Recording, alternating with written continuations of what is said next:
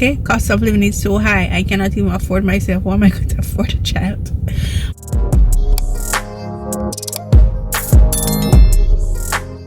Hey, welcome back to my channel.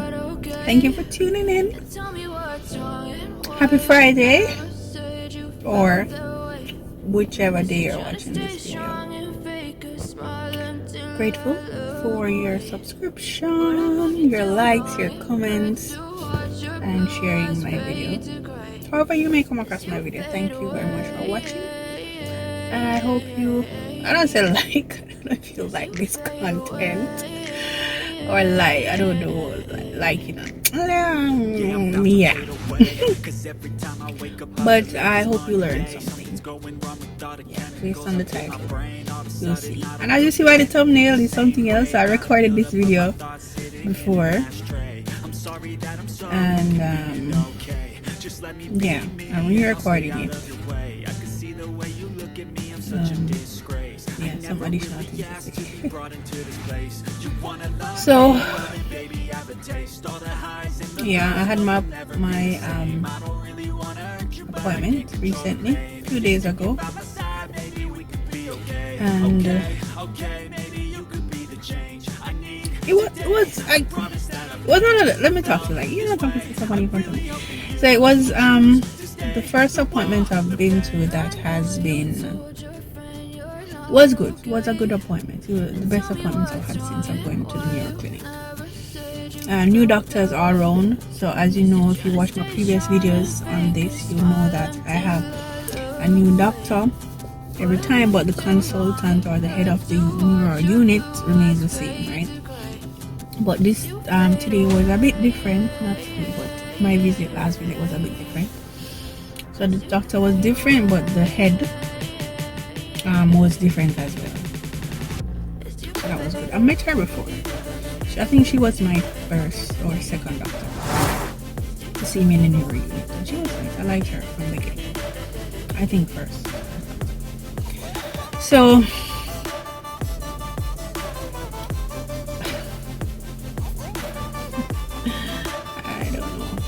I don't know what to say about this. It's like, let me start. So the doctor that I saw from the get-go, he's like, okay, I know you must be tired of everybody coming and asking the same thing or asking you to repeat yourself. Oh no. I said, yes I am. He said, well, not today. I'm not going to do that today. I was happy for that. I was really grateful for that, because you have my file, read the file and then ask questions based on the file, and just don't, ask me the same thing. Okay, when did your headache start? When did this start? When did you notice this? What happened while you come to the neuro clinic? I'm like, I can't do this every time. I know the doctor is different, but just read my file and ask questions, Grateful for that. So he did that. It was a really good appointment. He was thorough with his examination. Did my eye test all the while, not all. Did my eye test, because they have to, check to see how the vision is coming on. Did my motor skills tests, reflexes, memory tests as well. Asked question about my disease type, symptoms, all of that. How has the medication affected me and all of that. So yeah, so that was that. He asked about my diabetes, my steroid-induced diabetes. At the time, last year sometime, my A1C was double digit. It shouldn't be in double digits. So he said, oh, you should have been placed on insulin, Well, they both said that I should have been placed on insulin. But I wasn't, and I was given some medication for the diabetes, but I didn't go back to refill. That's not good. And so they're like, okay, Hyacinth, you're on the spectrum, right? Which is good, meaning it's not bad. It's not a good thing to be on the spectrum at all. Nobody wants this disease. There's no cure for it. So on the spectrum is a good thing in this sense. So if you're off the spectrum, that means you're gone to the bad side. And to stay on the good side is to be obedient, take your medication, do what you're supposed to do, right? And so it was like, you're like, but if you're not taking your medication for your diabetes, it's like you're reversing all. It's not like, it's that you're reversing everything that was done. So the prednisone, which is a steroids, and is a therapy which I will take for the rest of my life, is to really prevent me from becoming blind and from me being paralyzed, because it can be fine this minute.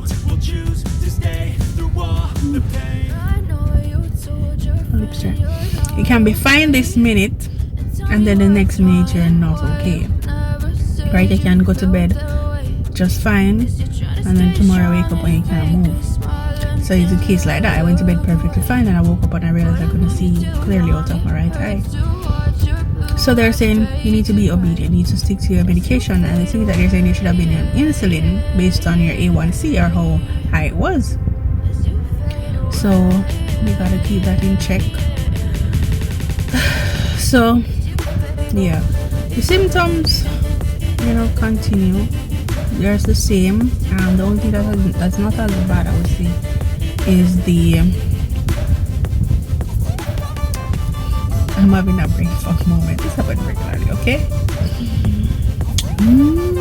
It's a burning, right? The burning of my feet that occurred 24/7. Like if it 24/7, my feet would burn.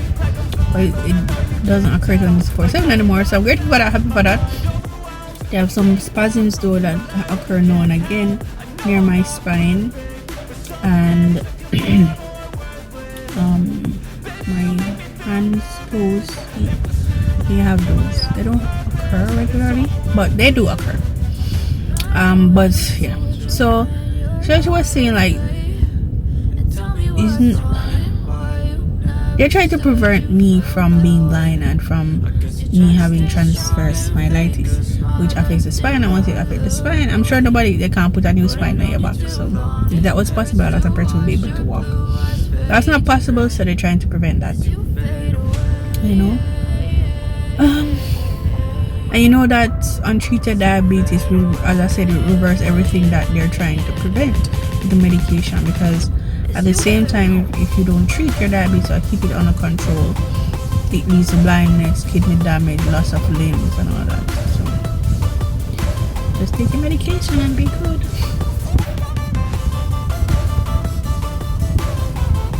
Well, thank you for subscribing, thank you for liking. Let me know in the comments if you've ever heard of neuromyelitis optic spectrum disorder, NMO, similar to MS, I guess, in a sense, and also lupus based on the severity of it. I don't know. I don't have lupus, don't have MS, just based on what I've read. And what I've had though that I don't like, I've had a lot of, and it's really severe, is migraines or headaches. And when they occur, my head feels tight. I don't know how else to explain it, but just tight. Maybe when you put you wrap a band-aid around your finger too tight, or you put a rubber band on your finger and it's tight, and your finger feels like you just want to let loose, burst open and be free. That's what my brain feels like, honestly. My head feels like it's about to explode and I just want to be free. It's not a good feeling. It's not a nice feeling, especially when you use your brain a lot to do work. It's really not, and especially when you have to interact with people as well. It's not a good feeling, as I have to fight my way to remember that I'm dealing with people. I don't want to go around and tell people I have this and that, and I'm like, no, doing my job, And I know a lot of times when I have the headaches, I know that my facial expression is not pleasant. or if I'm in the supermarket, I may be short with people, or I may not respond in a nice way, or I may just look vexed all the time, but my head just feels like it's about to explode and I just cannot talk to you. I just want to get out of there, like do what I have to do and just leave. Like it's that bad, and it's not nice. It feels not nice. So I've been dealing with that. Some days are better than others. At the moment I have one, but it's not as severe as it used to be. But I have one the whole day and my head feels tight. And I don't know, it's like you just want to let loose and be free. But it just feels so tight. My face is not as swollen as it was before. So that's a good thing with the reduction. I'm still at 15 milligrams of prednisone, of the steroids. When I go back in a few months, they will see, based on my symptoms, if the dosage will be reduced, or I'll be off steroids completely. I should have a party for that. And the stretch marks are there. I said in my previous video about that. I am using shea butter. They're fading. I'll do an update video about that separately. My knee still hurts. Doesn't hurt as bad as it used to. My back pain, I've had back pain. If you watch my previous story time, I told about my back injury. You'll know about that, and it gets worse because with this comes pain as well. So that's like double pain and all that. So I'm just learning to live with that. What can I do about it? I'm still trying to get back into a group of exercising. I need to stay active. You know, I'm working on that, seeing where that goes and where it takes me. And I think after my appointment I was okay, I guess, to an extent. I was fine. But for the following day, I don't know. I felt so overwhelmed, like really overwhelmed, and I can't figure out why I was so overwhelmed. What is the reason? Like, why is it that I'm just crying for no reason? But I'm just like, wow.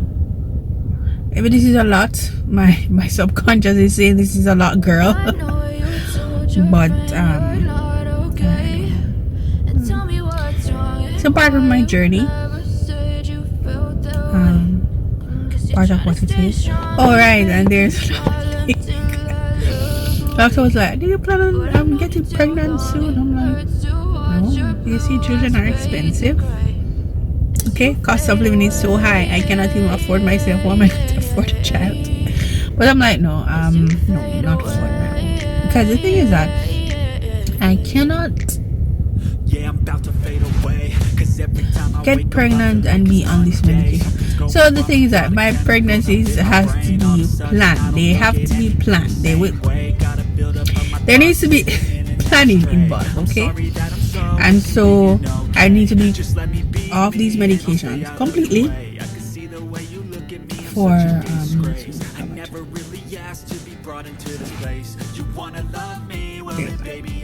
and then this thing I'm thinking about, you know, like, imagine you have this disease and you're taking this medication or these medications to make your condition be able to live with, not worsen, and these medication cause you to get something else. Like in my case, I have steroid-induced diabetes that we're not sure yet that if it will go away after I'm on the steroids. I hope it does. But then the doctor said something to me that steroids just speed up the process for diabetes. Meaning if you're supposed to get diabetes when you're old, it gives you that. That's what it does. I don't know, that's what she said. So yeah, I didn't. I'm not a doctor. I didn't go to school for that. But the brain fog and the memory problems are real. They're there. But yeah. Being paralyzed, I'm sure it's not a nice thing to be able to depend on people or others like that to take care of you. And being blind as well. So, I like my independence, and I'm happy for where I am at the moment. So I'll continue with my medication. I'll continue to take my medication and take care of myself as best I can with God's help. And yeah, so more medication means more money. Thank God for insurance and health cards in general. Yeah.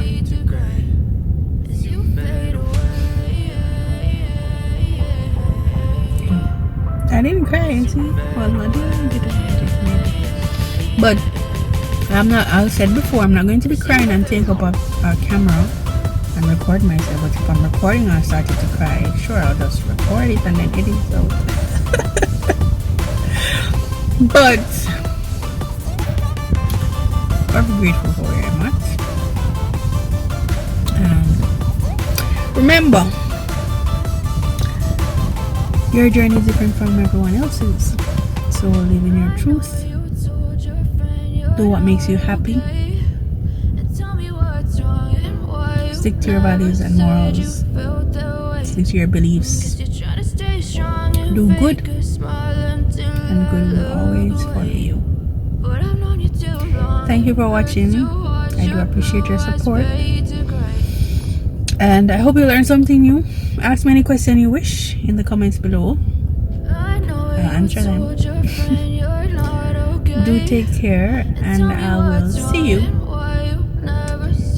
next week for another video. Stay tuned. Bye bye. Signing off. Bye.